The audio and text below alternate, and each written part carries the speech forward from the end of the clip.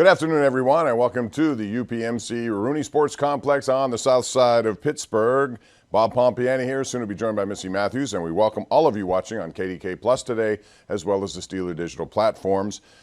Missed opportunity for the Steelers yesterday, certainly, as they lose one at home to Arizona, a team which had lost 9 straight on the road. Well, they got well yesterday. Really a big key turning point in that game was when Kenny Pickett was injured on 3rd and goal.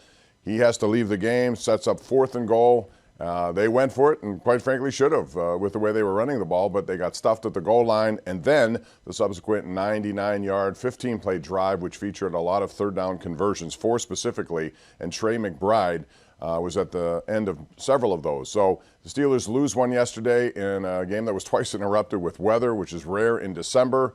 You don't expect that in December football, but that's what you got. So they fall to 7-5, but still in the 5th wild card, or the 1st wild card position, 5th overall in the AFC. So they got a big game this week coming up against New England. It's a short week, which is why we're doing Tomlin Tuesday here on Tomlin Monday. New England comes into town, and they are really struggling offensively. When you think about it, they haven't scored a lot of points. They got shut out at home yesterday by the Chargers, 6-zip. In fact, they're the first team since 1938 to limit their opponents to 10 points or less in 3 straight games and lose all of them. So obviously a good defensive team. They're having struggles offensively, and the Steelers certainly have a lot of injuries also to talk about. Mike Tomlin is about to address the media, so let's go to that press conference right now. Good afternoon. As always, I'll start with a quick review of our last performance. And unfortunately, this morning the tape didn't look much different than it did in stadium yesterday. Man, there were some areas where we failed miserably, quite honestly, and it produced the outcome. On the offensive side, some pre-snap penalties and procedural things really kind of hurt our efforts. We had 2 poor snaps. One was a turnover. Another one was on a possession down early on that cost us a possession. And oftentimes I say routine things routinely. It doesn't lessen the importance of routine things. Is if anything, it's the exact opposite, man. There needs to be extreme urgency around the routine things so that they are routine. And they weren't in that instance, and they cost us in a big way. We had 3 pre-snap penalties that hurt our efforts, and that's just unacceptable, particularly at this juncture. And so we're going to turn the stones over in terms of the people and the things that we're asking them to do to make sure that gets to 0 and 0 quickly. Penalties and things are a component of the game, particularly in play. But pre-snap things are things that you have complete control over. Pre-snap, post-play are examples of things that we expect to be at 0. I thought it was significant, obviously, when we didn't win the 4th and 1 in the red area. Oftentimes that is our posture, particularly in the first half of football games. We need to get 7, no question. Don't second guess that there. But the combination of that failure and the subsequent drive by them really made it a challenge for us. Oftentimes we are aggressive in those moments because we realize the field positioning component of play. And the defense's ability to oftentimes back up our offense in those moments and put us right back in the short field. But that didn't occur. Let's talk about why that didn't occur. We gave up, I think, 3 or 4 possession downs in that sequence, oftentimes kind of in the interior portions of the field. We had Landon Roberts go down in the first half of that game. We had some adjustments planned to cover at the half. Obviously, that sequence occurred prior to the half, and we weren't as in sync from an adjustment standpoint as we would like, adjusting to the loss of Landon, and we were limited there. We were limited from a communication standpoint, from a schematic standpoint, and we felt that. Their tight end was significant. The interior portions of the field were significant. We felt like we were able to calm it down some after giving an ability to communicate and make some adjustments at the half. But as it pertained to that sequence of events, the damage was done. We're talking about a 14-point swing right there, if you will, in terms of how those plays unfolded. I thought we were able to do some things in the running game that we desired. We didn't win enough possession downs, particularly early. I think maybe 1 of 6 or so in the first half. And so possession downs obviously extend drives, and it really gives the run game a chance to take hold and wear your opponent down. We weren't able to do that, although I thought the run game had the makings of an effective kind of day, largely. On the defensive side, it was about connectedness and communication, and both were challenging. And so now that we have some time to prepare, we need to solidify some of those things. I'll be talking to you a little bit later about some guys that we could utilize, guys like Blake Martinez, guys like Miles Jack, guys that we have in our program that are veteran players. We've kind of outlined it in here in the past about their function within the program, and having the ability to call upon some guys with some NFL playing experience, but not only playing experience, hub of communication experience. Essentially, we lost our defensive quarterback in Landon Roberts when he went down with injury, coupled with the fact that obviously we've lost Cole and Quan in previous weeks, really put a strain on us at that position in playmaking and communication. From an injury standpoint, Kenny has a high ankle sprain. He had it surgically repaired this morning in an effort to accelerate the healing process. Don't have a lot of information on the status of that yet. Just rest assured that he is out this week. Isaac can be described as questionable. He's got a shoulder. Landon with his groin could definitively be described as questionable. James Pierre worked all last week with a shoulder, was able to go in game, but is feeling the effects of that. He could be described as questionable from an availability standpoint as well. Got very little concern about Mon Adams' availability. It was questionable a week ago. I don't think it's questionable moving forward. And so we'll have Mon on Thursday night in our defensive front. Now on to New England. Been watching a lot of their tape. I'll start first with the defensive side of the ball, man. They're doing an awesome job keeping scores down. When you look at them, I think you just look first and foremost at this safety tandem.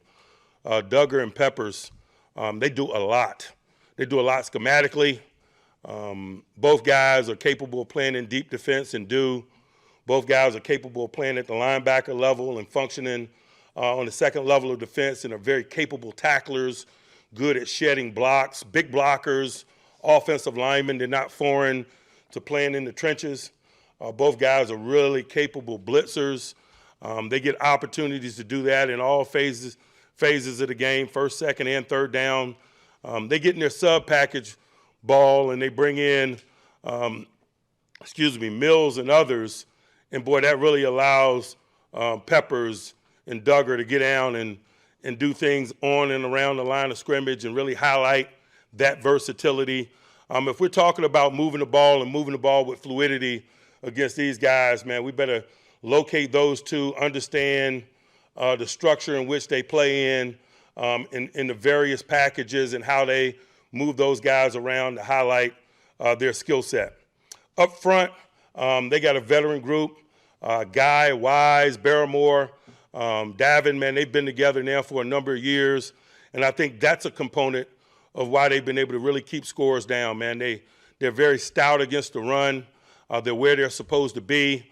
They're very good technically in terms of hand usage and gap control and gap elimination. They give up very few explosion plays via the run. Can't say enough about Bentley as an inside linebacker and a guy that plays behind that group and doing a really good job of minimizing that component of play. They're multiple on the back end. They play a variety of zones and bogus zones. They play man-to-man. They bring pressure. They do four-man rushing man-to-man. They do a really good job, particularly in situational moments in terms of some of their schematics and the multitude of their schematics in the secondary. And I think those are the reasons why, particularly of late, they've done an awesome job of keeping scores down and keeping themselves in play. They play extremely hard. They're good tacklers. And as I mentioned, man, the safeties provide the wave that others ride. I just finished looking at their turnover reel before I came over here, and those two safeties have half of the collective's turnovers, for example. And so they're big-time splash playmakers, and we better take care of the ball. We better locate those guys and work to minimize their impact on the game. On the other side, looking at their offense, particularly on a short week, man, I'm really concerned about the quarterback position and the things that they're doing at the quarterback position from our preparedness standpoint. They got two guys that are somewhat similar in Mac and Zap, but Malik Cunningham potentially is very different. And they had all three up just yesterday, and so that has our attention as we prepare. The quarterback mobility component, particularly on a short week, is something to be focused on and to make sure that we're solid. Thankfully, we play enough quarterback mobility that we're not starting at ground zero, and hopefully our cumulative history against quarterback mobility will allow us to make some quick decisions and so forth, because when you're working on a short week, there's a limited amount of physical reps that you get. And so when you're looking at something potentially like wildcat or quarterback mobility or design quarterback runs, period, they have your attention. And it would behoove us to be prepared in that way, given their present circumstance, the things that's been going on with them at quarterback. I guess Stevenson may be somewhat limited, and I don't know the status of some of the running back things. Obviously, they've got Ezekiel Elliott, and so we're working with an edge, preparing ourselves for the things that they're capable of doing offensively, particularly as it pertains to quarterback mobility. Man, they've acquired some quality players on the receiving end due to free agency that we have to be prepared for. Juju Smith-Schuster, obviously, we're very familiar with. Tough guy football player, got a lot of respect for Juju. But at the tight end position, Hunter is a guy that they've acquired. They've acquired a guy from Miami. They got some dynamic tight ends in the passing game that are potentially challenging for us, particularly given some of the things that we've given up on the interior portions of the field as recently as yesterday. We got to be real solid versus that dynamic tight end group and the multitude of things that they do with that group. In the special teams game, man, they got Matt Slater, and no way you play New England and not mention Matt Slater as a high-quality teamer. It looks like he's got a young partner, that young man from Texas, 41, has already got double-digit tackles. I think he's got 11. There's always a couple of guys in New England that are really zeroed in on the special teams phase, and I just got so much respect for Slater and what he's been able to do. And there he's got a new partner. I think he's got 11 tackles and a kick block already. And so those are some of the things that occupy our attention here on a short week. A lot of work ahead of us, obviously, a lot of things to correct. Oftentimes you spend your time focusing, on the multitude of things that your opponent can give you, and certainly that's the case. But when you're coming off a negative performance like we are, you start first and foremost with not kicking your own butt or minimizing that component of play. And we did enough of that yesterday. So our attentions are going to be there as well, along with preparing for New England and what they're capable of as we ready ourselves for Thursday night. I'll pause and open it up for questions. Mike, to what extent is Pickett, or has Pickett either not seeing guys down the field or not throwing it been an issue in your passing game? And is that maybe an avenue to getting more explosiveness there? Are you asking about specific instances or just largely? In general, globally. Yeah.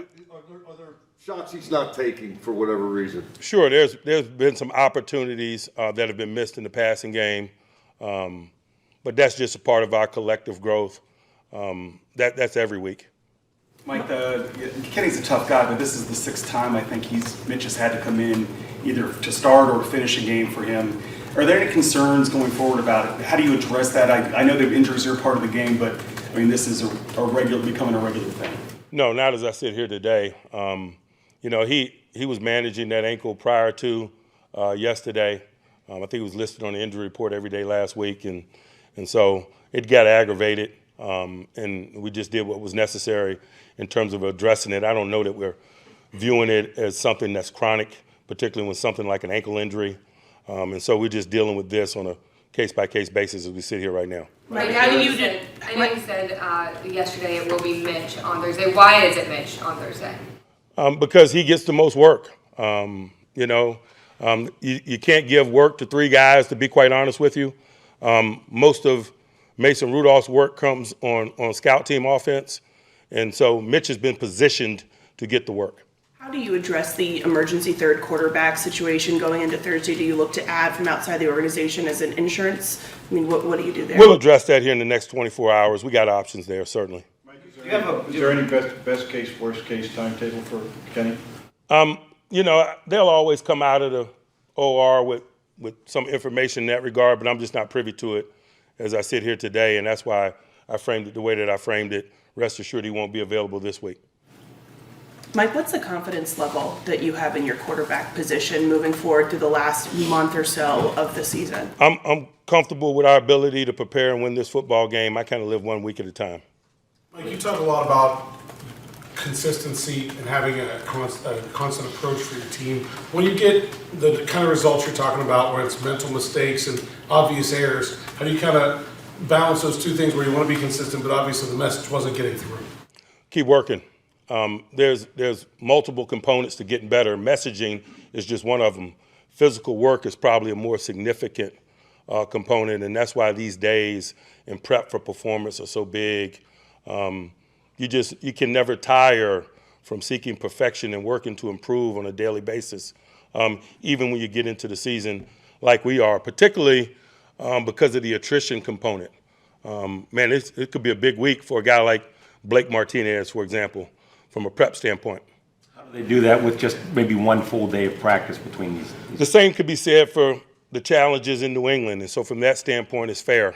I don't waste a lot of time worrying about the challenges as long as they're fair, competitively fair, and equal for both parties, then we just go to work. In a matchup like yesterday with a new head coach, especially an unfamiliar opponent, how much of a challenge can that be schematically or just feeling out of game as you're in it? It is a challenge schematically, but I'd imagine being new is a challenge for them. But make no mistake about it, when you don't have a body of work to draw from or anticipate, sometimes you're feeling as you go, and that's probably reflective of our early third down performance in game. Mike, is there any larger concern for Minka's hand, and is he expected to play Thursday?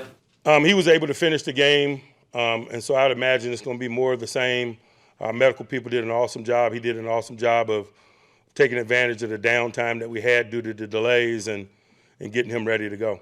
Mike, some of your players said in the locker room yesterday that they may have taken the Cardinals too lightly. How does that happen, and how concerning is that with another 2-win team coming up next? It's not concerning. They're probably just answering questions that were phrased in a certain way.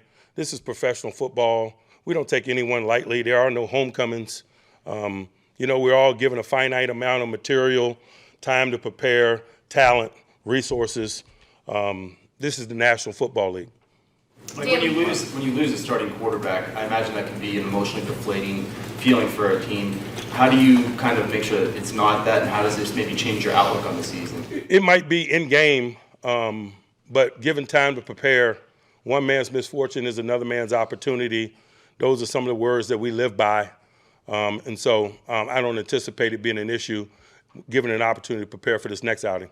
I know we've talked a lot about Mitch and what he brings, but specifically from a leadership standpoint, it seems like a lot of the players really respond to him. What do you see from him in terms of his leadership? Yeah, he has an outgoing and welcoming personality. He's a good communicator. He's been a franchise quarterback before. He's comfortable in those shoes. He doesn't behave like a backup that's being elevated, and I think those are things that make him attractive. You mentioned that you'd say more about Martinez and Miles Jack. I mean, both those guys were retired not that long ago. What went into the thought process to bring them in, and what have you seen out of them thus far? When you just look at the pool of people available to us and just where we were, we valued NFL experience. Even if that NFL experience was not in a training camp or has, limited work in that area. And so we didn't, wait for the next domino to fall before we acquired those guys and began their physical preparation process and their mental preparation process. We did that a couple of weeks back, hopeful that we would have more time, but you don't always get what you want. And so we'll see what those dudes look like from a preparedness standpoint as we prepare for this one. Jack said he was flying planes and bought a hockey team since he was last with you guys. I mean, were you surprised that he was willing to come back and do this after last? Not at all. If you know Miles Jack, man, you know he got a passion for football. Those other things you mentioned, I'm sure he's passionate about, but he's got a legitimate passion for football that's undeniable.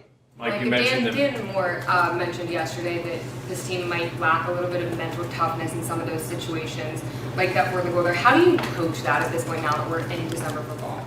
You know, we've been in a lot of circumstances, tight circumstances where we've won. I don't necessarily know that I agree with that. Again, he was probably just answering a question that was phrased in a certain way. Was TJ dealing with anything yesterday? He was coming in and out a couple times. Yeah, a couple of in-game things, but not anything that would limit him in preparation this week or require him to be listed on the injury report in any way. Like Mason Rudolph's now a snap away. Not many teams have third quarterbacks with that type of experience. Besides that, what does he potentially provide you knowing that he may be called on? You know, we've got experience with him. He's got experience with us within our program. He's a good idea guy. He's a good sounding board for the guys that are in. And so, you know, it's a real comfortable thing for us with his presence and him being elevated, no doubt. Mike, you guys have won a lot of games with your run game being a bigger factor. What do you guys have to do to make sure that stays part of a game, unlike it did Sunday? Possession down plays, give you more snaps. Mike, TJ said yesterday that he feels that he's being officiated differently, maybe the lack of holding calls. Is there a commonality or something that you're seeing in the way that plays involving TJ are officiated? You know, TJ's a special player. You know, people go to a lot of lengths to work to minimize him, and frustration is probably a component of play for him. Mike, I know you said that there would be maybe more clarity on a timeline with Kenny after he gets out of surgery and everything. Is there any concern that this could be a season-ending injury? No. Mike, you mentioned some of the mistakes. Do you feel like there's anything that you need to change from messaging or your approach? Certainly, we're open to turning the stones over. This week's prep is at its infancy, and so I don't know what that might be, but certainly not opposed to doing whatever's required to improve things that are controllables. Juju had a memorable tenure here. As you watch him on film, I mean, does it look like he still has something left in the tank? Does he look like the same guy that you guys had as a 20-year-old? I know he's been limited in some ways due to injury, but I hadn't followed it very closely to speak on it in that way, particularly from an evaluation perspective. But got a lot of respect for him and the quality of work that he provided us when he was here and the type of player and teammate he was when he was here. Anyone? Like Deontay celebrated a touchdown, down 14. Do you even care about that at that point, or would you like him not to do that? I'm unfamiliar with what you're talking about. You guys scored with 4 or 5 minutes left, and you celebrated even though you're down 14. What's your opinion on it? Do you have one? I don't have one. Okay. Do you have one? Not that I'll share with you guys. Anyone else? Mike, I know we don't usually ask for one-word answers in this room, but if you could describe yesterday's game in one word, what would you use? I'll watch what I say. Subpar. How about that one? All right. Thank you, guys. I'll watch what I say. Subpar. That's taking a high road, I guess. Missy Matthews here with us after Mike Tomlin concludes that press conference. But it's just one of those games. A missed opportunity. You can use a lot of words to describe it, Missy, but looking back, hopefully it won't be one of those games that decides their fate in the postseason. Yeah, and last night, following the game, it was last night when it pretty much ended, you know, he said it was like a JV performance. Right. And sometimes that's, you know, something we hear him say in the preseason when guys are trying to make the roster, and to say that in December, especially the week before, they felt like they had that November stench. It was still the September football in November. You thought you knocked it off in Cincinnati against the Bengals, and then this week it Just really. Well, that game really just came down to the goal line stand and the subsequent drive. That's it. If it had gone the other way and it was 10-3 Pittsburgh at halftime instead of the other way around, who knows where this could have gone. That goes to show you that a 2-10 football team can be dangerous if you allow them to hang around, and that's going to be one of the concerns I think with this team, because New England is hanging around a lot of games. They're just not winning them. That doesn't mean 2-10 is 2-10, but it could very easily be the other way around. They could be 5-7 or better, given some of these games they've been in. Well, and for their defense, especially I think the past 3 games, being able to hold the opponent to under 10 points, pretty frustrating, especially even yesterday you hold them to 6 and still don't get it. So some of the high points of that, in case you missed some of the beginning of the Mike Tomlin press conference, Kenny Pickett, surgery on a high ankle sprain. So he's out this week, and he was pretty convinced that this is not season ending, which would be good. I think Jerry Dulac of the Post-Gazette reported it'd be 2 to 4 weeks. That's probably a reasonable assumption. But some of the other injuries, too. There are a lot of questionables for this game, and with only 3 days basically in between, I don't know if that's going to affect who's able to play or not, but they got problems at inside linebacker in terms of communication and leadership in that department. Yeah, he said, losing your defensive quarterback in Landon Roberts during the game. He tried to go back in, was, finally pulled completely, but that position has just taken hit after hit. When you're sitting in training camp in the preseason, you're like, wow, there's depth there. They had 3 starter capable guys. They had a rotation going. They were gelling. And then it just seems like every other week there's an injury. And, he mentioned that Blake Martinez and Miles Jack, a former Steeler, who was brought back to the practice squad, are probably going to get some time this week as well. It's a short week, but he did say Landon dealing with that groin injury is questionable, as well as Isaac Seumalo, who's dealing with a shoulder. And I thought the Arizona Cardinals did a good job of trying to exploit that weakness when they went to the middle of the field several times, specifically lining up Trey McBride, who was a big part of yesterday's win for the Cardinals. And James Conner as well, over 100 yards. You can tell he was motivated for this game. He scored 2 touchdowns as well. So the Steelers try, maybe one of the good things about having a short week is that you get to get right back at it pretty quickly. So you don't have too much time to think about it. You just got to move forward, and that's what they have to do. Yeah, and it's bad for injuries, but in terms of turning the page, like you said, that can be a good thing. And the good thing is it's at home, so we'll see how it goes. It's a big one, though. The Steelers still in position at 7-5. They need this one coming up against New England. They are 6.5-point favorites against the Patriots. We'll talk more about what New England's been doing, and also we'll get more into the injury situation and maybe what happens at quarterback. The Steelers still have to figure out, can they bring in an emergency third quarterback now that Pickett is out, and that elevates Trubisky and also Mason Rudolph. We'll talk about all that and more as we continue. This is the Mike Tomlin press conference on a Monday on a short week ahead of the Patriots game. We'll be back with more right here on KDKA+.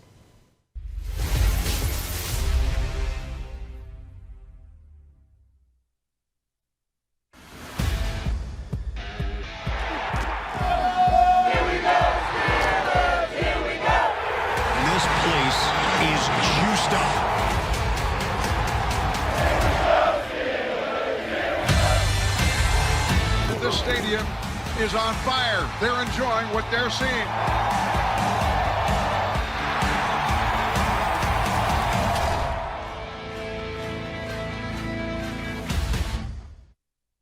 How much did the delays maybe factor into this one? Screw the delays. We should have been prepared. Before the delays even happened, we were down 17-3, so we had already dug ourselves a hole. Didn't provide short fields on defense, didn't get off the field, didn't stop the run, kept drives going. Like I said, you name it, we did it wrong. Cam, I think they're 99-yard drive. I think they were 5 for 5 on third down, 36. Yeah, and we weren't clean. We extended drives. On that drive, I think 85 was McBride was their main option, and they found him, and then I think it was the 3rd and 5.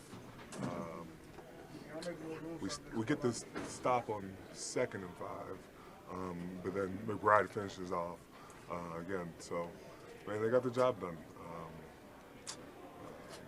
Cam, why weren't you guys able to maybe sustain the momentum you had a week ago, just coming in today? It's a different game. Momentum. I don't think there's a momentum from game to game, but you have to make your own momentum, and we did not tonight. Is this fixable in a short week? Better be. What was James Conner like? Man, he finished runs. We didn't tackle good. couple times he bounced back and cut off, and we weren't sound in our gaps. How frustrating were some of the self-inflicted wounds from today? Very, very, very frustrating. All three phases we were kicking ourselves in the tail, and you got to have the lack of discipline. I mean, you got to have discipline in those moments. I think it falls on leadership, it falls on me. Want to get gear direct from the team? Shop all things black and gold at the official Steelers Pro Shop located at Acrisure Stadium. Get the latest sideline apparel and hats, jerseys of your favorite players, authentic memorabilia, custom gear, and exclusives you can only find here. Don't forget, you aren't game day ready without a terrible towel. The Steelers Pro Shop has everything you need to be part of the legendary Steelers Nation. Come experience the Acrisure Stadium shopping environment or shop online at shop.steelers.com.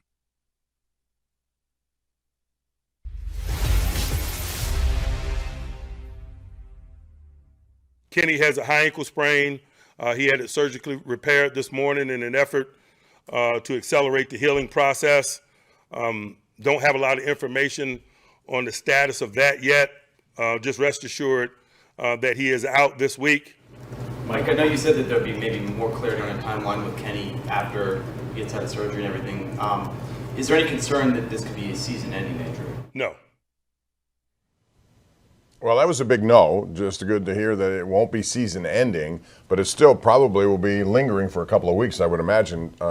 Normally, when you hear high ankle sprain, you don't associate surgery with it because most guys will just take time to rest it. But this must be an unusual case. But good thing for the Steelers, you're on a short week and you have some experience behind in Mitch Trubisky and Mason Rudolph. Yeah, and I think with Kenny, once he's out of surgery and they get a chance to talk to all the doctors and whatnot, it's probably a matter of, does he need to go on IR or do they think he can come back before 4 weeks?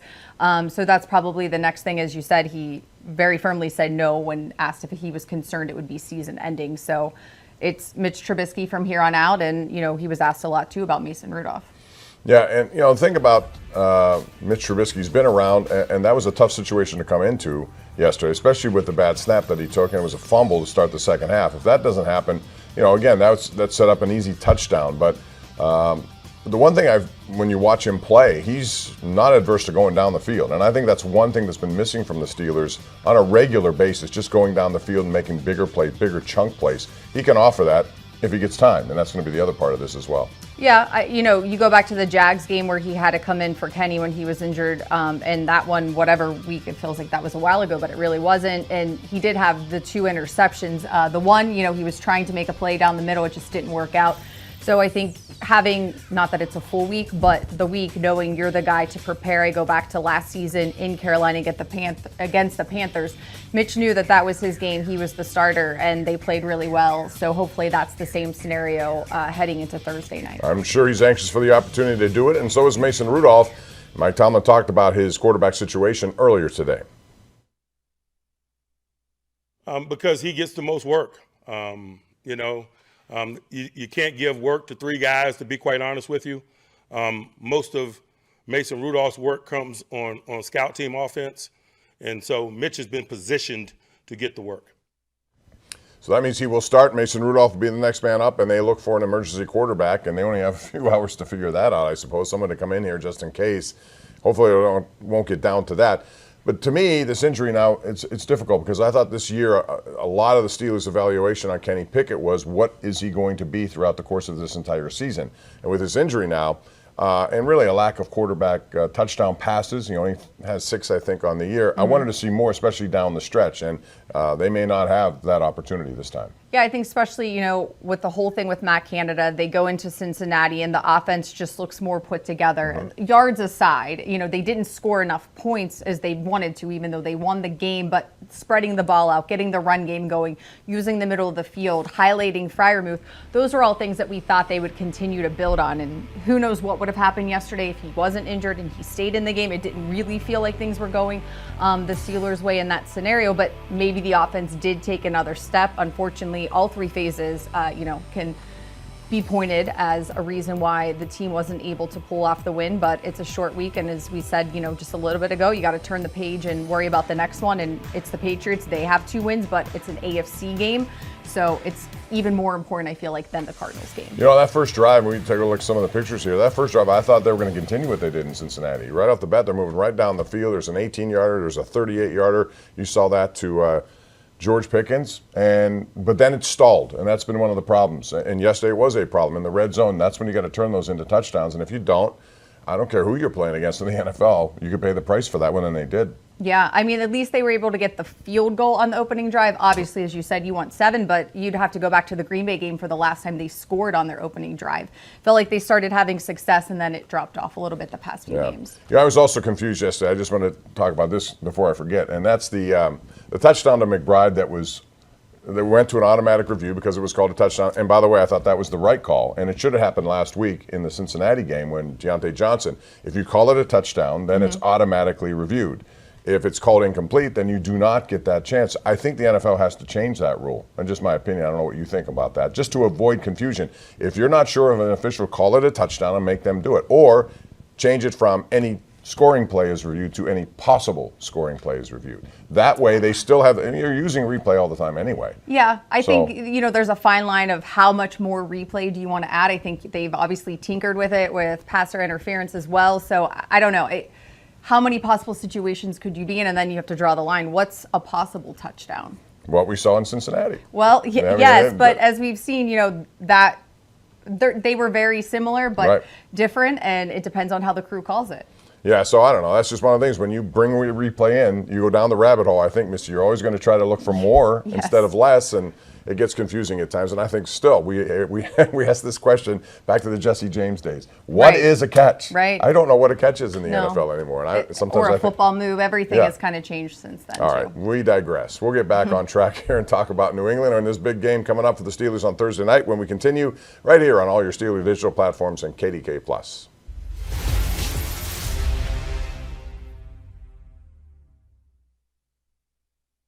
Want to get gear direct from the team? Shop all things black and gold at the official Steelers Pro Shop located at Acrisure Stadium.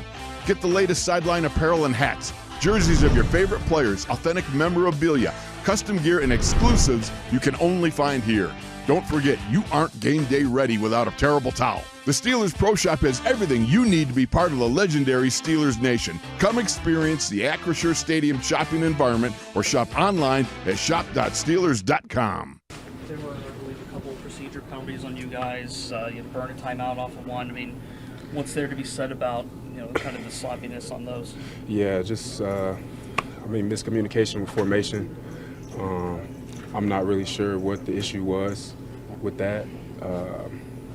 We just got to look at the tape. We got to go in, and we're on a short week, and just clean stuff up like that. We can't have stuff like that. Did you feel the momentum shift there when they got that fourth down stop? Was it different after that? Not really. It was still a lot of ball left. I think it was just a lack of execution after that that kind of just obviously pushed the momentum to their side. Then your finger on why you guys can't sustain some rhythm and flow on offense? Man, that's a good question. It's frustrating, but at the end of the day, we gotta be more mentally tough. We lack execution right now as an offense, and mental toughness in certain situations. Not converting on third downs is one of those. Do you feel like you can make those changes in such a quick turnaround? One more time? Do you feel like you can make those changes with such a quick turnaround? Yeah, it's nothing to do. You just gotta, everybody gotta lock in, be on the same page. Just a little thing. So. A couple of these guys, before talking to you, said it's a game that you guys should have won. Do you feel like you squandered anything out there today? Every game you go in there, you think you're trying to play to the best of your ability to win, but just the circumstances of how it played out, everything that played into, the factors that played into the game, wasn't great. Calling all football enthusiasts. Immerse yourself in the captivating world of the Steelers at the new Steelers Hall of Honor Museum located inside Acrisure Stadium. Explore over 10,000 square feet of history where interactive videos, music, and engaging exhibits await. Feel the thrill of the broadcast booth as you make your mark on a historic Steelers play call. Plus, get up close to the iconic Super Bowl rings, game-worn uniforms, and priceless artifacts. Plan your visit today at Steelers.com/museum.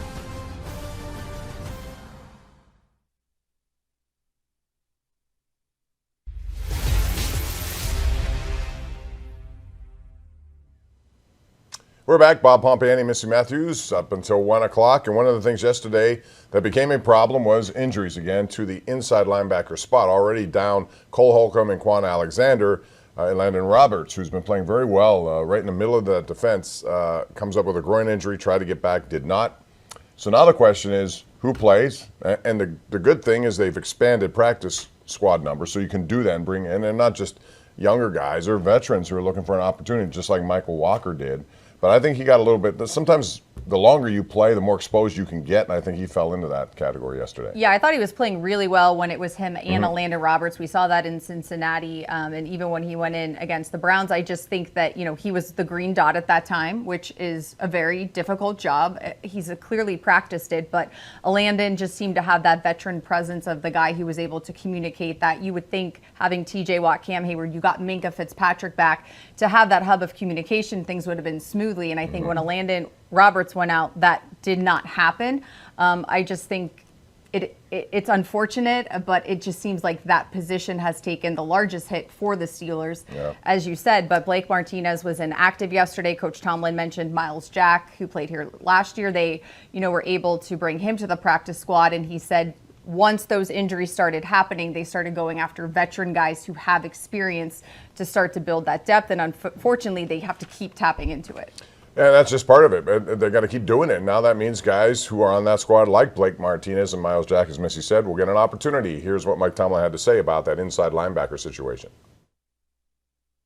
Now that we have some time to prepare, we need to solidify some of those things. I'll be talking to you a little bit later about some guys that we could utilize, guys like Blake Martinez, guys like Miles Jack, guys that we have in our program that are veteran players. We've kind of outlined it in here in the past about their function within the program, and having the ability to call upon some guys with some NFL playing experience, but not only playing experience, hub of communication experience. Yes, this is amazing. They continue to look for people to play inside linebacker. Gone through a lot of people over the last several years, ever since the injury to Ryan Shazier. And they thought they had it. They did a pretty good job in this offseason bringing in these veterans who were playing very well early on, especially a couple games into it. You saw a lot of comprehensive play on the inside, and then the injuries start taking it away. And it is an attrition situation in the NFL. You look around yesterday, I counted 15 different injuries to significant players around the league. And that doesn't even count the ones who are just minor injuries. So the middle of the field is big, and the Steelers got to figure out a way to stop this from happening because it happened too much yesterday, especially on those third down plays.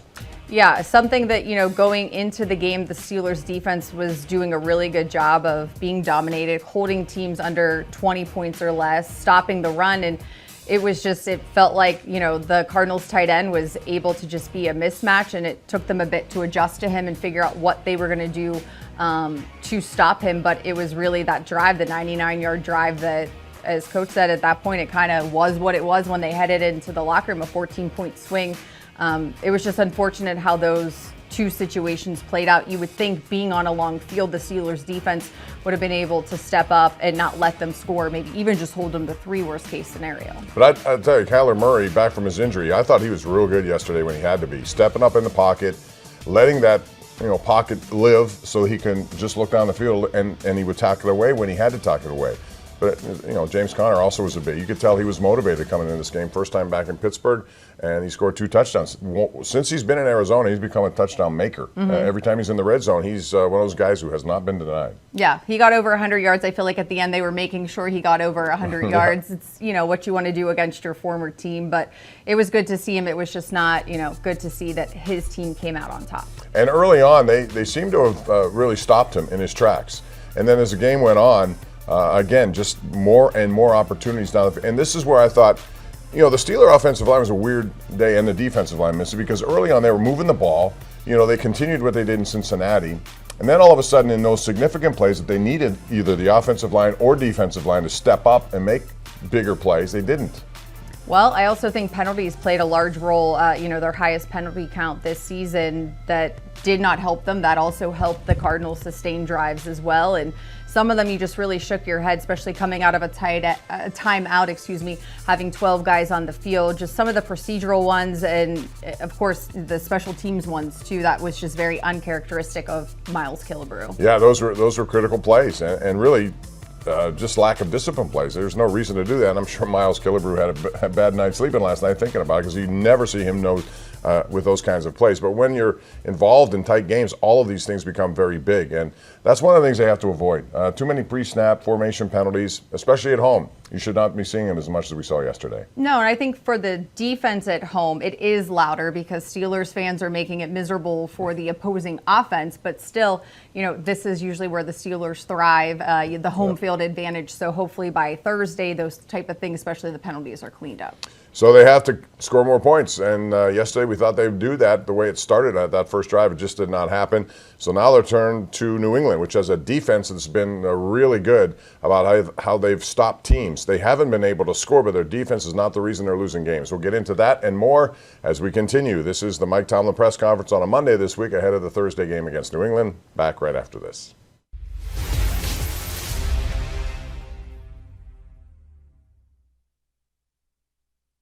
Gear up with game day necessities at the official Steelers Pro Shop located at Acrisure Stadium. Get the latest sideline gear, jerseys, terrible towels, memorabilia, and custom exclusives directly from the team. You can also gear up online at shop.steelers.com. Able to run the ball early, hit some deep pass plays, and be able to move the ball, but still only one touchdown and 10 points. What's happened? Just sloppiness, lack of execution when we get down in the red zone. We shot ourselves in the foot a lot today. So we just got down there. We had some good plays, but the negative plays really killed us. The penalties, the formation mess up, not having the right personnel in there. So it was just a little bit overall sloppy today, and we hurt ourselves, and they played better than we did today. So we're on a short week, so we got a quick turnaround. We got to flush it, and we got to be more detailed this next week. Any positives that you can call from it at all, Mitch? Probably that one scoring drive we went down. We finished down the red zone, so we had some guys not giving up towards the end. So when it gets sloppy like that, everyone stuck together. We put a drive together, put some points on. So I think you look at that drive and you try to take away some positives. But for me, it's simple. We got to clean up the non-talent issues, getting lined up, the penalties, and just playing 11 guys as one. What happened on the fumble there, the low snap? Yeah, I got to get on top of that. I mean, it was a low snap, but unfortunately there's a screen called, so we're trying to get the lineman out. So the guy was able to hit me before I was able to pick it up. Just an unfortunate situation. I got to find a way to get on the ball, so it's not a negative play in the game. Anyone else? Mitch, you guys, the second game in a row, and obviously I know you weren't playing in Cincinnati, but the red zone things have been cropping up. Is there anything that you can see that's maybe a consistent problem or issue there? Just lack of execution, lack of detail. I don't know what it is. I feel like we had a pretty good plan going into the red zone this week. We just didn't find a way. So whether it's them making plays and us not, there's no excuse. We got to find a way to score points somehow. We just got to maneuver points and just focus when we get down that red zone, because we moved the ball today, but it doesn't matter when you shoot yourself in the foot and go backwards on plays you shouldn't.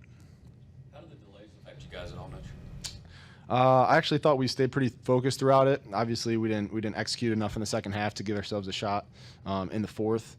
But I mean, guys were locked in the locker room. We were going over plays that we wanted to run in the second half. But it's just one of those adversity things you got to deal with and try to overcome. Do you feel like you guys took them lightly because of their record? No, I don't think so. This is the NFL. Anybody can beat anybody if you don't bring your best stuff. Experience the legacy of the Steelers like never before. Step into the Steelers Hall of Honor Museum at Acrisure Stadium. Explore over 10,000 square feet of Steelers history, rare artifacts, and interactive exhibits. Plan your visit today at Steelers.com/museum.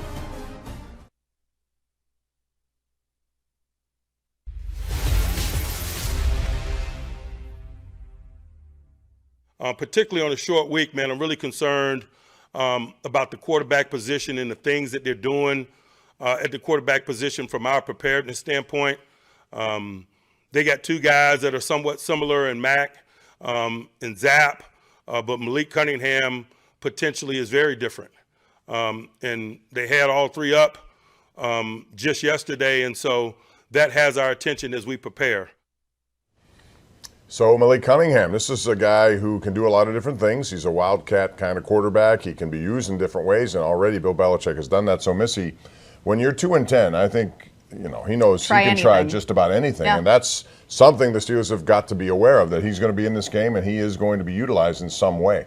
Yeah, they saw Mac Jones last year. Obviously, he said Bailey Zappi, kind of the similar. He got his start yesterday against the Chargers. But yeah, I agree. That's a little bit different, something that you do have to plan for. And last week, it was every time, you saw the Schefters and people of the world tweeting, it was Bill Belichick told all quarterbacks to be ready. Nobody knew, what was going to happen. And as coach said, all three were active yesterday. So who knows what's going to happen on Thursday? It's a short week. And as you said, at the record that they're sitting, why not, try to find a way to produce some points on offense? They were shut out twice this season, both at home. Yeah, and the thing about their quarterbacks, Mac Jones, they had higher expectations. He's just been very inconsistent. Bailey Zappi, when he gets in there, seems to make a move. Now, yesterday as a starter, it wasn't so much. It's a whole different dynamic there. But, in this game, field position also was a big part of it. They were always facing long fields, it looked like. But you got to be prepared for all of it. I don't know which one is better at this point. Mac Jones is really struggling. It seems like when he gets out of games, he kind of loses his confidence. It goes to show you how difficult it is to find talent in the quarterback position in the NFL. All these guys do well in college. They get here, and it's a whole different ballgame. Well, I think, too, you were the starter, then you weren't the starter. Just maybe the back and forth. I'm sure mentally that's something difficult to go through. And then maybe preparing, maybe in-house they knew who was going to start. But if they didn't, imagine preparing and not knowing. I understand that's what the backup does every single week. Mitch Trubisky did not know on that play he was going to go in on 4th and goal. But injuries happen, things happen. So will be interesting to see what their plan is for quarterbacks on Thursday. And I think, like the Steelers, are going to rely on their run game, too. Even though Stevenson may not be there, they have Ezekiel Elliott. And even though he's on the later stages of his career, he can still be a dynamic runner. And their offensive line has got to do better. But this could be, I would imagine saying this, it's a safe thing to say. It's going to be a low-scoring game, Missy, isn't it? It will be AFC North football-like, for sure, yes. Yeah, I don't know. I don't even know what the over and under number is. I sense it's going to be pretty low, but it doesn't matter as long as the Steelers get a win. When you look at the road ahead after this week, then you have Indianapolis, a game that's going to be on a Saturday, now on December the 16th, and then another tough road trip to Seattle. So you got to take advantage of home cooking when you can. They did not do that yesterday. It was a missed opportunity, and it starts here this week against New England. But, man, the offensive struggles of most teams in the NFL have been more glaring than I thought they would be at this juncture of the season. Yeah, I think it's, when you're in Pittsburgh and we're living and breathing it every day, it feels like it can't be worse elsewhere. It can sometimes, but it's definitely something that I think is fixable, and the players seem to have that belief as well. It's just a matter of getting it all together. Yeah, one of the things we also saw, Mason Cole has had a hard time with snaps on a consistent basis. This is something I didn't expect from him this season, but it has occurred. In that one fumble, I think Trubisky got his hands on it, certainly, but it was low. And when you have that rush coming at you, and it seemed like it was caving in on him pretty quickly, it's a difficult situation to overcome. Yeah, and even there were several that Kenny had that were low snaps that he dealt with before he went out with that high ankle sprain. Ben Roethlisberger was on the DVE morning show today, and they were asking him about that, and he said the worst thing for a quarterback is when you have to look down. You almost want your peripheral vision to know that that's where the ball's coming. You don't need to look at it, because at that point you don't know if you're going to get killed, where a receiver went, what's happening. So definitely difficult from that standpoint. Yeah, there's no question there. You saw those guys coming out and bearing down on him, and you have two things you're looking at, them and the ball, and where is it? And so it made for a tough situation, especially that deep in their own territory. And one of the reasons why they lost this game, that touchdown that followed made it 17-3. We'll take a break, come back, and we'll have some final thoughts here on this Tomlin Monday as the Steelers get ready for the New England Patriots. We're back right after this.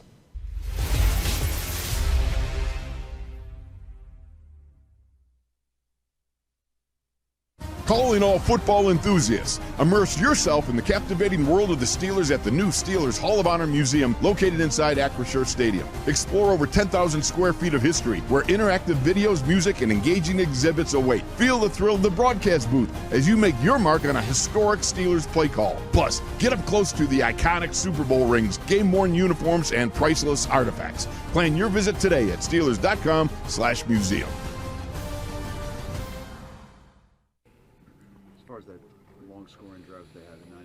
it felt like things really turned at that point. What were the issues getting them off the field? I think it was 5 third downs. Yeah, it was just it. Couldn't get off the field on third down. We had in position to do that. Well, we just didn't make the plays that needed to be made. Like I said, getting too many penalties we had, and just beating ourselves in that way. So we just got to make improvements fast because we got this Thursday game, and so we know we can't put out that type of performance again, especially if we have the aspirations that we have, to where we want to go. Sorry, how much did delays play into what we saw? In the day, that's just adversity that was thrown our way, but you're the type of team, that you have, is shown in how you respond to times of adversity. They came out, they punched us in the mouth, and they came out, they performed, and we didn't. And we didn't fight through that adversity today. We let it get the best of us, and so that's not winning football. And we gotta fix that ASAP and come out and make a statement on Thursday. How much did it hurt to lose Landon?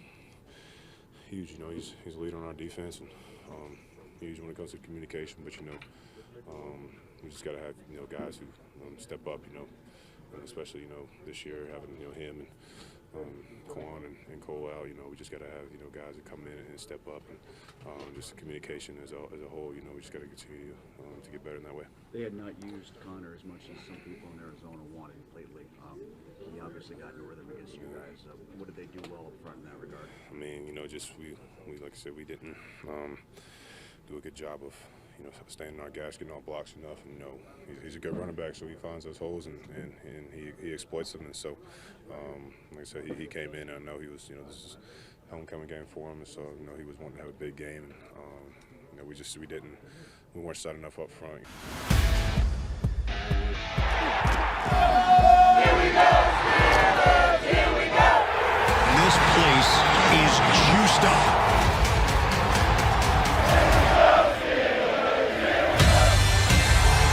This stadium is on fire. They're enjoying what they're seeing.